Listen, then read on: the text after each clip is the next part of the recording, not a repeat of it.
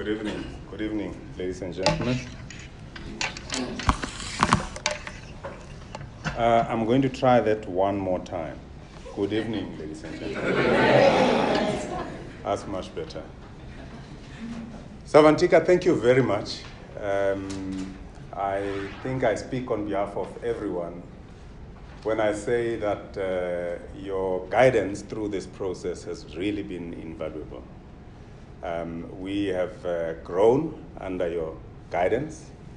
We discovered a lot about ourselves. You facilitated this group so well, so thank you so much. I think let's appreciate it. So I get to be the first one up this evening. You see, in the African culture, I'm the youngest in the group, you know. So in the African culture, when the elders say you do something, you do it. You don't question them, all right? So they instructed me to be the first one up. The second thing they asked me to do was to say to me, you must speak about yourself. I generally don't do that. So when they instructed me to speak about myself, I also obliged to do that. Right, so those of you who love movies, I was told by a very good speaker who said to me that whenever you speak in front of people, you are actually competing with a movie. So come with me and let me take you through this movie that I'm going to be sharing with you. So,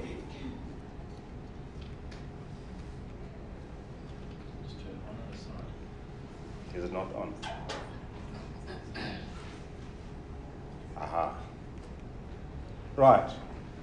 So you know in movies when they start off and give you the end, and you see the end, and they say to you, you want me to stand here? Yes. Oh, goodness, this is going to be difficult. And they say to you that, they write there that 30 years earlier, or 30 years ago, or before, 30 years before. So this is who I am. I am a husband. There's my beautiful wife there, sitting there. We have two beautiful kids. I graduated from Wits with a BCom accounting. Also went on to do a postgraduate diploma in management and an MBA, majoring in financial management from KZN. I was also very fortunate to go to Harvard Business School. I worked for Anglo Gold, Spar Group, SAB, SARS, and I'm currently with ABSA. Savantika mentioned a couple of things about the other activities that I'm involved in. She did not mention that I'm also a trustee of a charity organization called Unokwacha. This is an organization that seeks to make a difference in early childhood development. So I do a bit of work there as well. So this is the point where you then say, 30 years before. So this is the picture, and then let's move 30 years before. I was born in Soweto. I'm not going to tell you when. I already said that I'm the youngest in the group, so live with that. So born in Soweto, and in those years, things were really, really volatile. I always say to people, those who went through school in the 70s and 80s will understand that the environment that we were learning under was really, really difficult. So I remember a couple of things about what happened. In fact, that picture of June 16, I was only 5 years old when that happened. But the one thing that I remember is that I was picked up very early from daycare on that particular day. I didn't really understand. Kids with routine, you always want to have a particular routine. So I was picked up very early. I didn't know what was happening. Had to go through and duck through things and so on. But very volatile, a time of our time. So went to school in Soweto, studied in Soweto. I had aspirations. I wanted to go outside of Soweto and go and study elsewhere. I didn't have an opportunity to do that. My father was a truck driver until he retired about a few years ago. My mother was working as a cashier for OK Bazaars, those who are old enough to remember the good old days of OK Bazaars. Both of them are retired, but they worked very hard to get us somewhere and to give us the little that they could give us.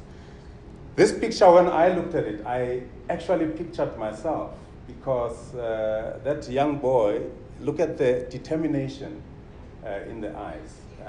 He's perspiring, the sweat coming down his brow, and you can see that he was concerned about what the teacher was trying to teach him. He's sitting on the floor there trying to write and concentrate at the same time. When I saw that thing, I really saw myself in that picture, because I remember us in a class that had about 100 or so kids in that classroom.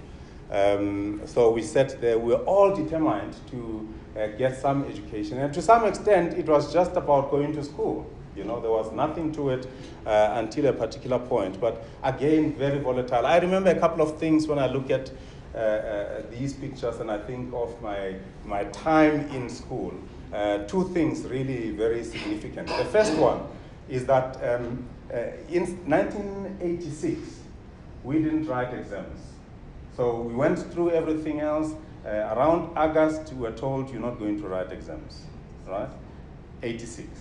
That was something that was very, very powerful in my head, in my mind, because I thought to myself, I've lost a full year, all right? A full year, I'm never going to ever get that time ever again. It was lost, it was gone, all right? So we didn't write exams that year. It meant that the next year, in 1987, we had to go back and start afresh and repeat that same year of study. That happened, we went back. The second thing that really stuck in my mind about my school years was the fact that when I got to matric, we didn't have a maths teacher.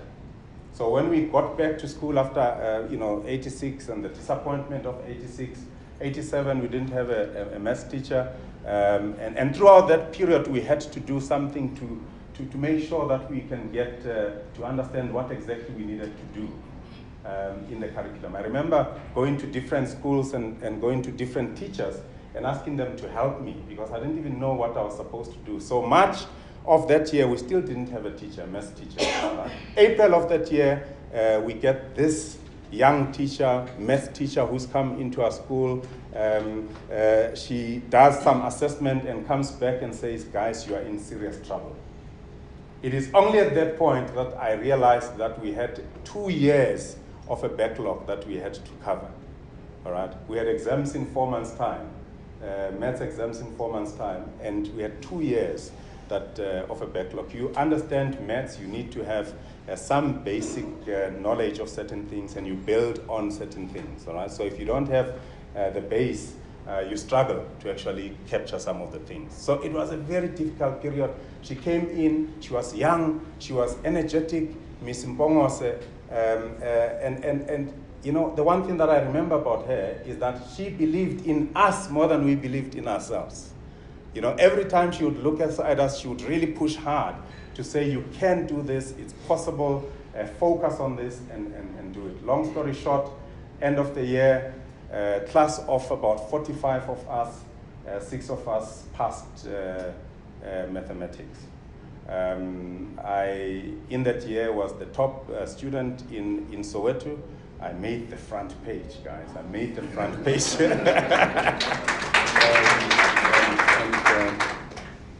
And Ms. Mpongose had really had a tremendous impact in my life. Had she not come in at that time, it probably would not have been the best time that she arrived, but she got there. And when she got there, she did all she could do to get us through. Now, in that class of about, 45 or so of us, as I said, only 3 of us passed. So someone would look at that and say, maybe she didn't do well. All right? Bottom line is, we had no chance of even having one person passing, right? She did one at a time. I remember someone told me this story. In fact, as I was telling this story to you, Savantika, and to Pindi, I was reminded of this notion of someone who was walking along the beach, and they saw jellyfish, starfish that had been washed up on the beach, and they started throwing them back in. And somebody else came through to say, but what are you doing? There's thousands of these things. How long is it going to take? This is a useless exercise. You're never going to be able to finish everything. And then the person just, took the next one and threw it in and said, actually, it made a difference to that one. So she made a difference to me. I'm standing here because of her. I've had conversations with her subsequent to that. In fact, she was so energetic, so passionate, that when I look at my partner, Pindi, I see Miss Mpongos, When I look at all of you, the principals that we are with in this program, I see her because I see the passion, I see the energy, I see the commitment to really make a difference in the lives of young people. So that's what I was talking about. So a few years later, I really got to think about the fact that what was done for me needs to be paid forward. Because for every one of me that made it past high school, there are 50, 60 others that never did. For every one of me that made it to university, there's probably one or two that actually got to graduate. So there's no way that I cannot carry this burden. It is a burden, it's a commitment to really pay it forward. Right? If I can do that to one person, it will be worth it. If I can make sure that that one person gets to really believe in themselves and achieves what they never thought in their wildest dreams that they could achieve, then it will be worth it. So I like this analogy of relay. In a relay, not everybody starts on their knee or knees, right? There are people who will have to start on their knees, and there are those ones who will have to catch the baton running. I'm willing to pay that price, to be the one that goes on the knee, to be the one that starts the race. So when I told the story to Savantika, she said to me, the first time I met you, I thought that you came from a very privileged family and you have a list of people who have inspired you and so on and so on. I actually don't. I was the first one in my family to pass matric. I was the first one in my family to go to university.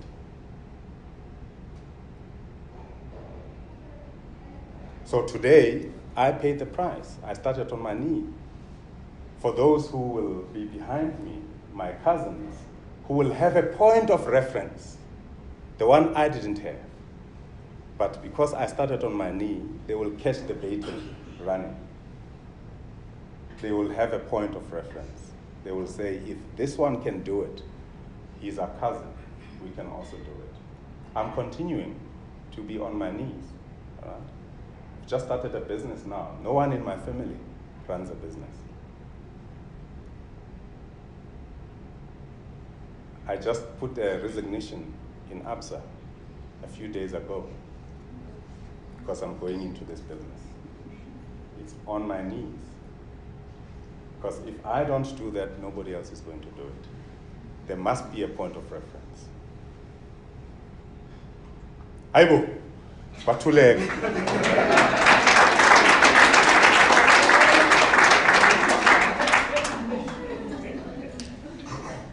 This is the school, Tlhakanang Primary School. It means unite or unify. I already spoke about Pindi there. Very committed. She works herself to the bone. Sometimes we have to kind of say to her, Pindi, please delegate. But we've had a good year. we are continuing to run the project around health and safety. We believe that this project is really going to galvanize everybody within the school community, because health and safety is everybody's problem, right? So this is one of the projects that we're working on with Bindi. The stats are there in terms of the educators. When the first time I went to that school, it reminded me of my school in Soweto. Still the same, guys. Still the same. Okay, I've been told that I must rush. The learning circle, I've learned quite a bit about myself. So it was a time of self-reflection. It was a think tank. It was an area, safe area to think and to really debate issues. I've really enjoyed that. And it has been a place where we could start talking about active citizenry or citizenship. In our last conversation that we had, we said that the answers are not out there. The answers are not with the politicians. The answers are here with each one of us. So this is what it has meant for me. Let me, as I leave you with this quotation from Madiba. Sometimes it falls upon a generation to be great. You can be that generation. It is upon us to go down on the knee so that we can pass on the baton. Right. We believe in making a difference. The next speaker that I'm going to introduce.